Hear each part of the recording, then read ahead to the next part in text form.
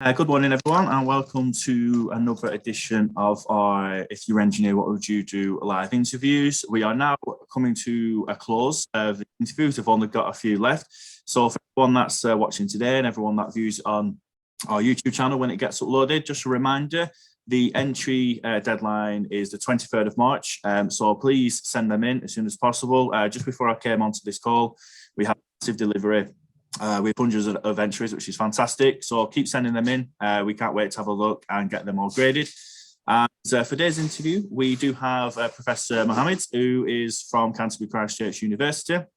And without further ado, I will pass over and off you go. Thank you very much, Joshua. Thanks for the opportunity to be here. Hello, everyone. My name is Mohamed. I am an employee of Canterbury Christ Church University. And at my heart, I'm an engineer. And when I thought about, okay, what shall we talk about today? I thought, that's going to be one of the most difficult presentations that I do, because my audience are pretty difficult and they will ask difficult questions. So I hope I'm prepared for answering your questions, guys. First, I want to welcome you from where I am now. I'm in our Verena Holmes building. And Verena Holmes is one of the British pioneering mechanical engineers. This building that I'm in was named after her. And I am in this building where it hosts most of our engineering facilities and laboratories and workshops. Behind me here is a brand new laser cutter and bender. And I was just playing with our brand new 3D laser printer.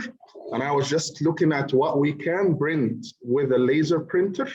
And if you can see the fine details that come from this printer, some amazing stuff. I was kind of looking at this with my students and my colleagues.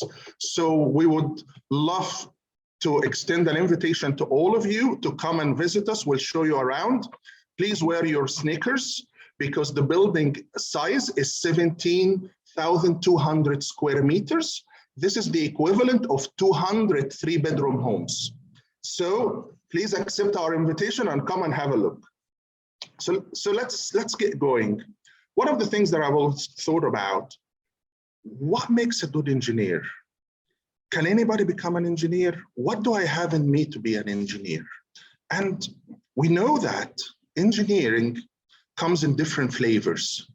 There are mechanical engineers, civil engineers, chemical engineers, electronics engineers, and each of them have a different job in the field that they work in. But are there any things that are common among all those engineers that defines us as human beings? And if we look at this, let's see. So as an engineer, there are certain things that if you have them, then you can be a great engineer. The first thing is curiosity. Engineers are curious. So if you are curious, you find yourself asking why this is like this, why is it not like this, how is it working, how can I make it better? Then that is a good sign that you've got an engineer inside you. Then engineers always want to try new things. We look at things and how they work, and we say, hang on a second, how about if we do them in a different way? What will happen if we do them in that way? So you find yourself want to try new things. And as engineers, because we are curious, we want to learn, we want to try new things, then we know that we're gonna make mistakes. We're not afraid of making mistakes at all. And we learn from our mistakes. Mistakes is how we learn. We love mistakes. But we love making new mistakes because we're learning new things. What we don't want to do is repeat the same mistake twice. So if you're not afraid to make mistakes and you learn from mistakes, you've got an engineer inside you. And another very important thing, we don't give up. We just keep on at it. We make mistakes, things don't work, we don't give up. We keep on at it until it works, until we get where we want. So we're very, very tenacious. So reflect about this. And if you've got some of these, then you can be the world's most greatest engineer in the future, and the world is your oyster. So what do engineers do? Irrespective of the field of engineering, whether it is mechanical or civil or electronics or systems or whatever, what engineers do really is that they solve problems. They solve problems to make life better. In the past, we had a problem. We had heavy weights and we wanted to move these heavy weights for long distances. So engineers came up and invented for us the trains and the railways, and then invented the cars, invented the aeroplanes, the skyscrapers, etc. So engineers look at problems that is facing us as human beings and see how can we solve this problem to make human life better, easier, faster, cheaper. But when engineers solve problems, they always balance how much is it going to cost and what's the benefit it's going to give us. And they give the right solution for the problem. So they give you things that are at the right cost, cheaper, faster, better, doesn't break easily. That's what engineers strive to do. And that's the job of almost every engineer, solving problems every day. Every day is a new day with an exciting problem. And that's one of the things that makes me love engineering. Do all engineering problems have to be very complex and like aeroplanes and space shuttles and putting electrical car and Teslas? Not at all. Engineers are the artists and the masters of finding the most simple solutions that does the job. And you are an engineer inside of you, I can tell. So if we look at this problem, this is a real problem that was in India. If you look at the left here, we had children in schools, very poor. They could not afford to have chairs and desks and the luxury that we have in our schools. And that led to a very poor learning experience. So engineers came, looked at the problem and said, okay, we're going to use cardboards, the cardboards that are thrown away, we're going to get them, recycle them, and made a fantastic design that doubles as a backpack to carry the books, and at the same time turns into a desk. And that simple thing transforms the lives and the learning experience of thousands and thousands and thousands of children back in India. So as engineers, it's not about being complex, it's about finding the simplest solutions that does the job. So how did I become an engineer personally? So this is me, Mohamed, entering primary school. And as most engineers started, and most people, I loved learning, and I loved taking things apart, and I loved building things. So I've played with the Meccano, I played with the Lego, and I played with the Game Boys, and played also with carpentry, building things. Yes, at that young age, my parents were very supportive of me, so they allowed me to do all that. And I started to play then on the Atari and video games, and all that was exciting. If you're wondering, what is 1 hour to 2 days? Well, this is the life expectancy of most of my toys before I took them apart. And for a number of years, they never got back to how they were ever before. But I was always excited to take the parts and just come up with new things that in my mind worked perfectly. Not sure my parents agreed, but that's how I was in my primary school. And one of the things that I've learned when I'm taking things apart and trying to fix them was actually from my dad, where he was very, very supportive, and I owe him a lot. That's his hand holding me not to fall in this photo.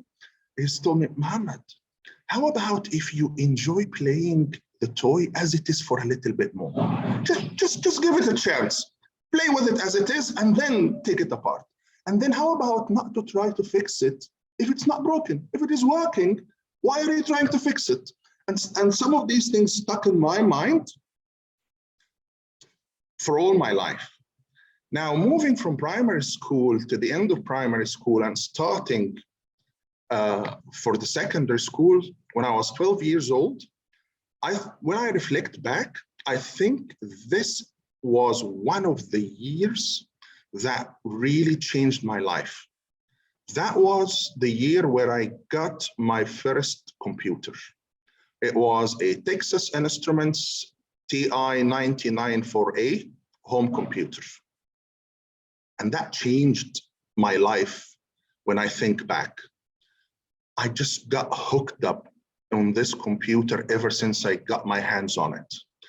It came with beautiful handbooks that teach how to program. And I just started spending most of my days and nights learning how to program. And then I started to experiment with making my own programs and making graphics and making a little bit of music. And one thing happened that really, really changed how I look at life. I was able to come up with a nice graphic, with a bit of music, and I sold it to a company. And I made my first money in my life, not from my parents, not an allowance, not a gift from nobody. I made something, I sold it, and I made money, and I made it out of something that I really, really, really love. And that changed my life, changed how I look at things. I knew that I can do things that I love and enjoy, and I can actually make a business and make money. And ever since that moment, my life went into this way. And one of the things that also made me feel so happy and changed how I look at life is at this young age, I started to be invited to teach other people how to program. And I discovered that I love learning and I love teaching others as well. After that, I've done my secondary school and I continued making programs, making electronic circuits, selling them. I've worked with people who make movies, people who make special effects. It was an exciting time, but of course, my knowledge was very, very little as a secondary school boy. Then I went to uni, and that was quite a difficult decision. Which engineering would I study? I love all of them. I also loved the sea. I loved scuba diving. I loved swimming. I loved being on boats. I loved everything to do with the sea. I loved everything to do with engineering. All sorts of engineers were exciting to me. But when it was time to choose, I believed that electronics and computing will change the world. It will be in the future. So my choice was to join the Merchant Navy. And I studied in the Merchant Naval Academy. And my study was focused around three big topics. One is learning how to design electronic systems, general electronic systems, communication system, marine electronic systems, and control systems. And the other one was focused on how telecommunications work.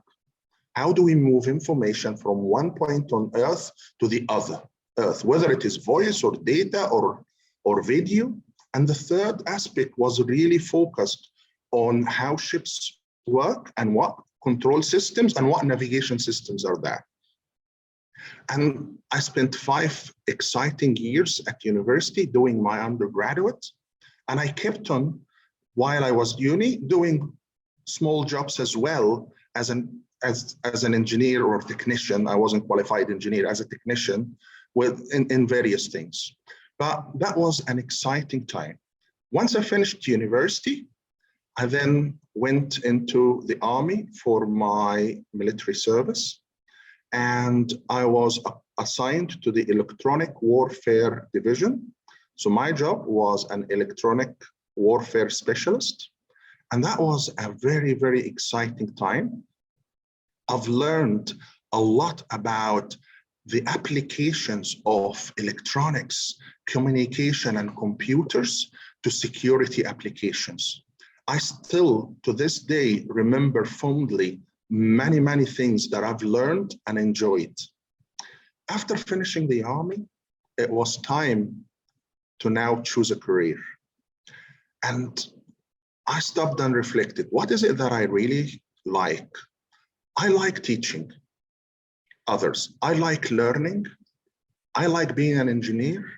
And I loved doing business and making money, if I'm honest. So I loved all that. So my decision was, I will take up a position at a university as a lecturer. I started my career as a teaching assistant and then done my master's and PhD and qualified to be a lecturer. And a career in a university allowed me to be a teacher who I can teach others the way that I enjoy and love, but allowed me to be a research engineer and allowed me also to have time to be an entrepreneur and do the businesses that I love from my engineering thoughts and work. Now let's stop a little bit about this research engineer. Well, we said that engineers can be mechanical, electrical, civil, absolutely. But all those engineers, any one of them can work as a research engineer or can work as field engineer. The field engineers, design engineers, they design solutions, they design equipment, build things, fix things based on the knowledge that's written in the engineering books. They study them and they apply them to do the correct engineering solutions. Research engineers come when we want to solve a problem and the engineering books don't have a solution yet. We don't know how this can be done. Nobody knows how it can be done. We have problems and there is no solution. And there's nobody to tell us what is the right solution, what is the wrong solution. That's where research engineers come and do that research and come up with solutions to problems like we want to build the world's highest skyscraper. There are so many problems that we don't know how to solve. They come up with the solutions and then pass it on to the other engineers. So that career as an academic suited me very, very well. And I've enjoyed over 30 years of it. So a little bit about some of the work that I've done. So in my master's research, I've worked in the field of satellite communication. And basically the problem that I was looking at, you know that we have satellite television, you've got your skybox, you have your remote control, and you can flick through hundreds of channels. Well, at the time, the satellite could only transmit 10 or 12 channels because the satellite had a limited number of links. And every link used to carry one television channel. Then technology moved on and we were able to send 8 or 10 television channels on a one satellite link. My job was in the master's is to see, can we send even more? And the work that I've kind of done is to look at how television channels, the pictures are actually formed and what speed do they need to be sent, and then find a way to cram as many of them as possible without the audience losing the quality of the photo. And as a result of the work in this field and many, many hundreds and hundreds of engineers who worked on this problem across the world, you're able now to sit and have your skybox and flick on hundreds and hundreds of channels. So that was in my master's. Then years on, and I went into my PhD. And the problem that I looked at was, I was quite convinced at the time, that was at the end of 1999, beginning of 2000, I was really convinced that the future of watching television will be on mobile devices. It will be on PDAs we didn't have iPads at the time, but the equivalent of an iPad or on your laptop. And there was a major problem is that sending video over a mobile network used to need very, very, very, very high speed. So the work that I was doing is looking into how can I look at the video and squeeze it so much that I can send it on a mobile network without needing very high internet speed, but at the same time gives you a very good picture quality. So that was my PhD work. So what do I do now? So my job now is threefolds. I'm a pro-vice chancellor for STEM at Canterbury Christ Church University, and I'm dean of the Faculty of Science, Engineering, and Social Sciences, and I'm a professor of smart systems. So I've got like 3 parallel jobs. As a pro-vice chancellor is the person, one of the people who assists the head of the university. The head of the university is called vice chancellor, that's the boss, and I'm one of the people who assist the boss, the vice chancellor, in running the entire university. And as a dean, I'm responsible for the Faculty of Science, Engineering, and Social Sciences. I'm working with more than 300 of my colleagues. Some of them are engineers, some are scientists, some are lawyers, some are technicians, some of them are administrators, and we work together to support our students and the businesses in our community. And basically, we have students who study with us in Kent. We have students who study with our partners in the UK and across the world. We have in total nearly close to 8,000 students that we work with them. And we try and link everything that they do with industry and projects and our own research, such that they graduate ready for the future, ready to get jobs or become entrepreneurs.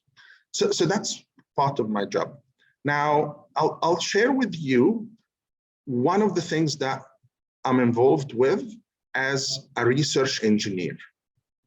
So me and a number of colleagues, we looked at a problem that was close to our heart. We know that a number of people, many people actually, suffer from a stroke, a brain stroke. And when a person suffers from a brain stroke, they have like 1 hour to get treatment before their brain is damaged and bad things happen to them. And one of the biggest problem with this is a person in their home, they have a stroke, the ambulance goes there, and they need to know what type of stroke.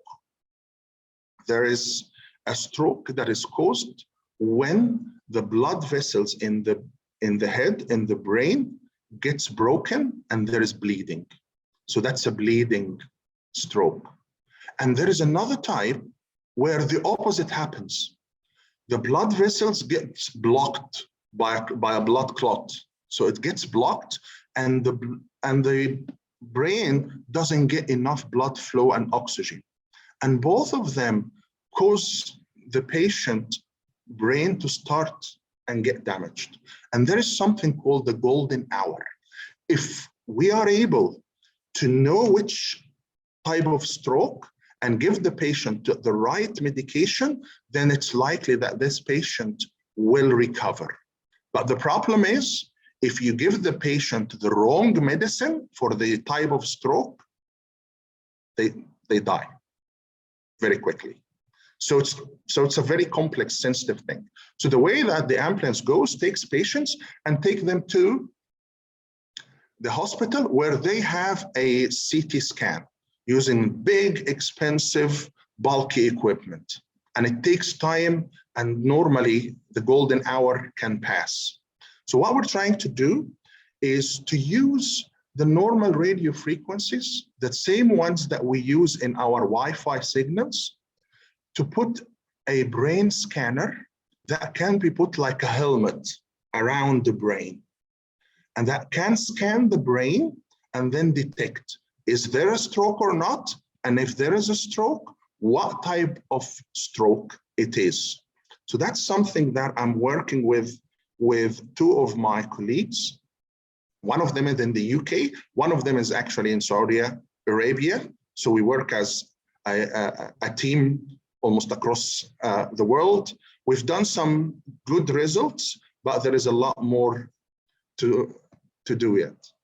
I've taken a lot of your time, so thank you so much for listening, and I would welcome very much any questions you have. Thank you so much. Brilliant. Thank you for that, Mohamed. That was very interesting, and it's, it sounds like you've had a great life, and it seems like you are very busy with your day-to-day job. So I'd fair play to you. I don't know how you managed to do all that. One question that let's say we do have: what is the highest achievement that you've had in your career, and or at the moment, what's the highest achievement you've had? Would it to do the uni masters or the job, or what would it be? So that's a very interesting question, very hard to answer, but I will try. And the reason it's very hard to answer because our lives are, part of it is work and part of it is family. So my highest achievements that are close to my heart outside of my work is my family and my 2 boys, and investing in their career and success. Very proud of them, and they are making me proud. So they are the jewel of my eyes. And one of them is doing cybersecurity at university, and the other one studied genetic medicine, and now he's working for a big company. He worked first for Apple, and then he's working for a big genetics company. So those are big achievements personally. Professionally, I had quite a number of things that I was proud of, but some of the things that I'm most proud of is the work that I was able to do in building educational frameworks along the years that enabled young people to link up with universities and businesses and uptake engineering as a career for them. I've done this when I was in Staffordshire. I've done this when I was in Suffolk, and I'm doing this with colleagues in here at Canterbury Christ Church University through our Edge Hub and other platforms. Did this answer your question, or did I dodge it? Yeah, no, it's a great answer. Thank you very much. I know previously there's a question here which I'm going to refer back to the presentation you mentioned about making a mistake is a good thing because you can obviously rectify that and then also go forward. Now, this question falls in. Did you ever discover something interesting because of a mistake? So did you make the mistake and think, oh, actually, it could work this way, or is anything like that happened before? The short answer is most of the time. Many cases, I set up to do something in a particular way. So for example, when we're talking about the brain scanning and how to do signal analysis to detect the clots, we set up in a particular way, and we're convinced that this is the right way. We were convinced that we're gonna do artificial intelligence and very complex deep learning algorithms to detect it. And then we found that actually the solution is in simplicity. And we went back into the very basic principles of signal processing, which yielded good results, and it's faster and it's cheaper. So the short answer is, on many times, we make the mistake and find that, there is a much better solution. Fantastic. And you say teamwork, obviously, I know obviously you have to have your own individual mind for engineering, but how vital is teamwork into finding solutions and going forward? So as engineers, we work on complex problems, and we often work on systems. And in solving complex problems and building systems, nobody has got all the answers. So the option to work alone is no longer there. We have to work together. Each one of us in a team plays to their strength and bring something to the party, and we enrich each other's. So as we move forward with engineering and with solving problems, working in teams is an absolute essential thing. And working in teams can be challenging at times because we have different ways of communication. We have our opinions and we can think that we are the only people who are right. But learning to communicate, respect the opinions of others, listen to others, and then always come back to what we want to achieve together as our main goal always helps us align our thinking. So the short answer, Joshua, teamwork is absolutely essential. And in teamwork, you don't get, sometimes you don't get to choose who you will work with. So we have to learn how to get on with everybody and get the best out of our time together. Fantastic. This is quite a good question as well. So do you believe that technology and engineering need to develop together? And what is the importance of technology on today's engineering? Okay. So engineers develop solutions, and these solutions, when we roll them out, they become technologies. So when we talk about, for example, automotive, so engineers invented the internal combustion engines at the beginning, and the cars was made. And then in order for the people and populations across the world to make use of these cars, we had to develop automotive technology. That's where we have other colleagues in the profession, we call them technicians, or engineering technicians, or whom their job is to help with rolling this technology to the masses, teaching the masses how to use them, repairing things, and doing things sometimes much, much better than how engineers can do them. So technology and engineering are two parts of the same continuum. They're both essential, and engineers have a particular job and technicians fill in the rest of the job, and we work hand in hand. And if I may add as well, Joshua, there are also the scientists. So the scientists uncover live facts. Engineers, we use all live facts and all knowledge to come up with solutions. And then our technologists help make these solutions roll out across the world so everybody can make use of them. Did I answer your question? Yeah, perfect. Thank you. And so from all the projects that you have worked on, which is your favorite? So, and then I'll add to that, which is maybe the least favorite, if you can maybe say that. I don't know if you can. Okay. The least favorite, I don't have a least favorite, but I have a project where I worked in and I have bad memories of it. And that was a project that I've done in one of our businesses. And our businesses, as I've mentioned, I've worked as an entrepreneur, a number of things, and we were building customized vehicles. So we were building fire engines, ambulances, and things like that. And at that time, I took charge. I was in my 20s. I took charge of design of a vehicle. And when the vehicle was built and customized, and we came to test it, it did not perform as I expected it to perform. And the only reason it did not perform as I expected it to perform is that, you know, I'm a systems engineer, digital, electronics, telecoms. I've done a bit of mechatronics, but I was not a vehicle design engineer. But I kind of assumed the role of a vehicle design engineer, and I put my hat in the ring, and I was one of the bosses of the company. And that was a big mistake that I've learned, that I needed to work in teamwork and have some vehicle design engineers who know more than I did. That's fair enough. That is fair enough. Another good question as well, what has come through is, obviously outside of work, when you're at home, obviously when you have your downtime, how much do you use your engineering, obviously, in day-to-day life at home? And also, do you, also what you did younger, do you still dismantle things, build about, is that something you still do today?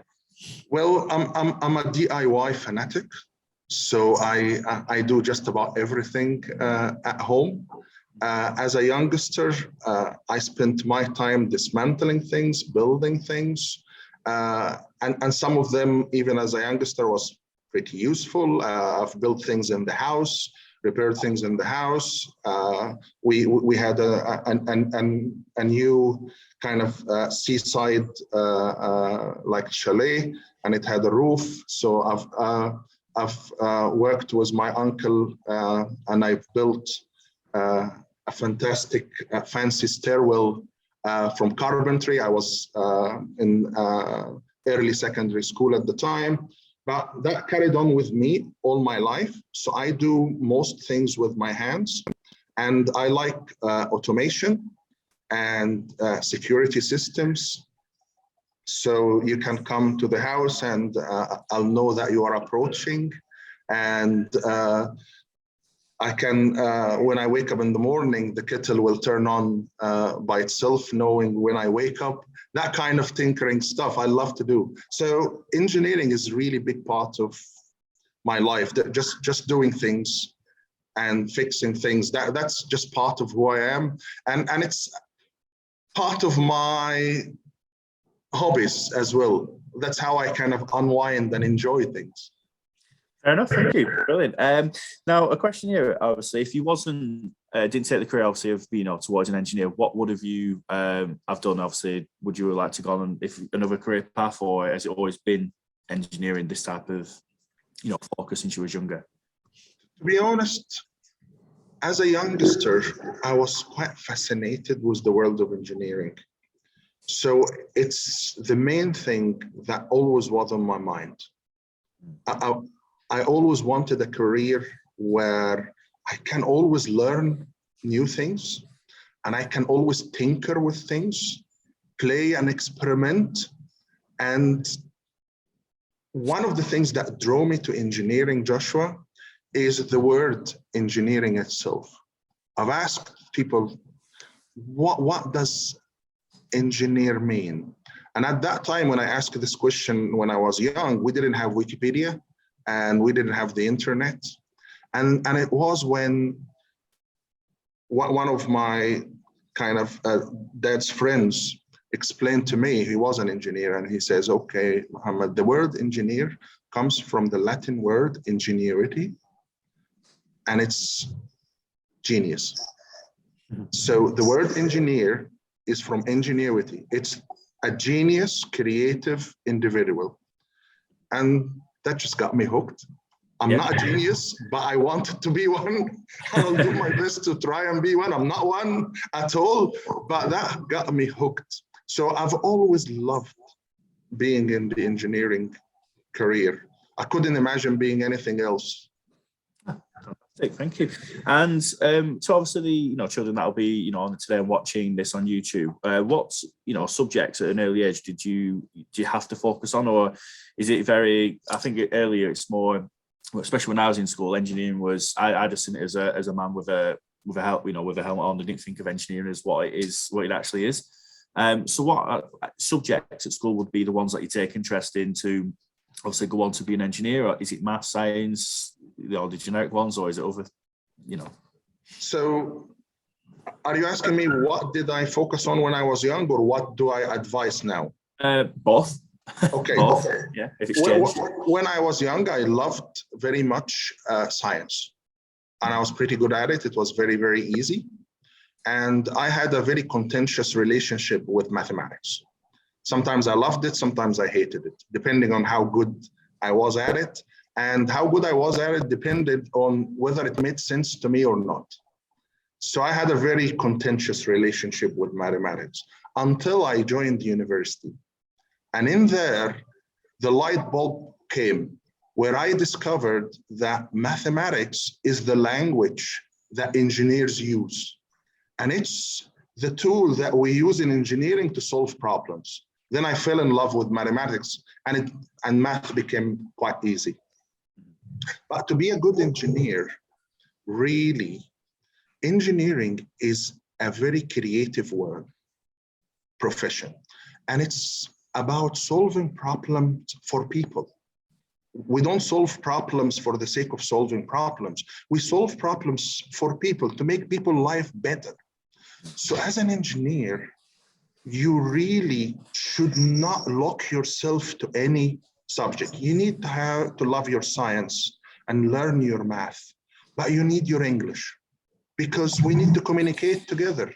As an engineer, I need to communicate my ideas to the world so they understand it, and I need to communicate it to others. So if I don't have my English, then my ideas will be locked in my head. I can't communicate them. And also need to understand business and economy and arts. Engineers are creative people. So arts is one of the fantastic things that can make an engineer a very, very distinctive engineer. And even things like sociology and psychology. All these subjects help make a very good engineer. It's not just math, it's not just science. Engineering is about people. It's about changing people's lives. It's about changing society. So we use our hardcore STEM science, but also all the humanities and the arts. I would advise anyone who loves engineering not to miss out on these at all. I hope this makes sense. Yeah, no, of course it does. And it kind of falls on to the next one. Obviously, you know, the question we've got, obviously, what the favourites thing about engineering, your least favourite. I think the favourite would be, obviously, it's problem solving for other people. Yeah. Like you mentioned at the end of the presentation, the stroke machine. Obviously, that's going to obviously help so many people going forward.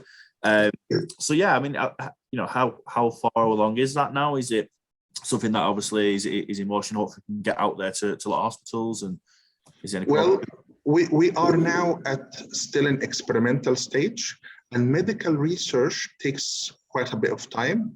Yep. So I don't think this is going to be in hospitals in less than 5 years' time. I'm hopeful in 3, 4, 5 years' time, we're hopeful to be able to put something out there.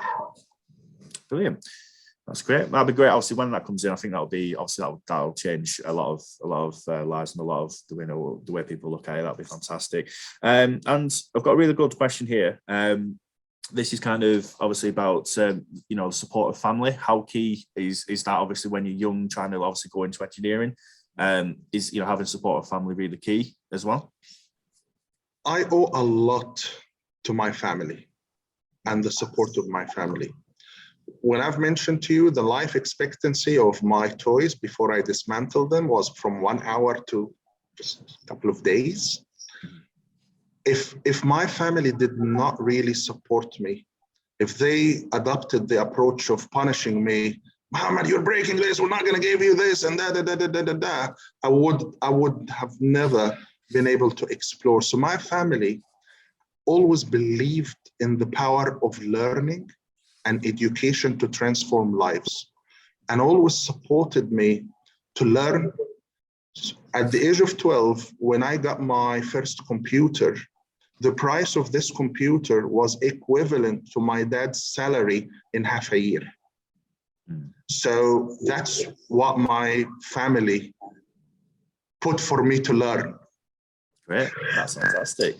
And, you know, like I say, the questions have been great today. And also, I think the last question, obviously, to end this interview and to, you know, to sum it all up, for everyone that's listening, obviously, now and also on YouTube, what advice would you give to the children today who want to become an engineer? What advice would you say? Obviously, there's going to be tough times, there's going to be fun times. What advice would you give for everyone listening today? So for everyone listening today, the first thing that I want you to know is that there are no limits to what you can achieve with your life. Nobody can look at you and tell you you can't do, because nobody is knowledgeable enough to tell you this. So don't ever accept that when you make a mistake, that's the end of the world and you're not good enough. You are good enough, and keep at it, and don't let anything stand in front of your dreams. And when you dream, please dream very, very big. The people who changed the world over and over again were people that nobody have heard about them, They came up with ideas that seems absurd and people were skeptical about them, but they kept at it and they've changed the world. So keep your eyes open and dream big, but understand also that dreaming alone is not enough. You have to back it up with learning and working. And when you learn and work, keep an open mind. Just learn everything that you can get your hands off. Don't settle for little. Just learn and make use of your teachers and your colleagues as well. Learn from each other in the class, but learn from your teachers very well. One of the things that I see often is when students have got a lot of opportunities to learn and they don't put all their efforts in it. They hold back. Don't hold back. Learning is investment. And investment is about starting early and giving it all you have. Fantastically summed up. Very much appreciated for that, Mohamed. Again, I just want to say thank you to everyone who has joined today, and also, some of the great questions. And I'd like to thank, special thanks to you, Mohamed, for the amazing PowerPoint presentation. Very great answers. Superb, obviously, to be on with you today. So yeah, big thank you to you. And I want to invite everyone. We do have another interview today at 1:30. So we've got 2 going a day, obviously, for the Science and Engineering Week. So please come and entertain and view that one. It should be great. And yeah, last of all, another thank you to you, Mohamed. Thank you so much to you. Thanks to our audience. And I'll repeat, I'm extending invitation to all our audience. Come and visit us. And I'll personally, with my colleagues, show you around, and we can have some good plays in our engineering workshop. So the invitation is open to you. That's it. Do I get that as well? Is that for me? You are yeah. the head of the list. Oh, there we go. Thank you. Much appreciated. Thank you for that. Thank you. Bye-bye. Bye. All the best. Thank you.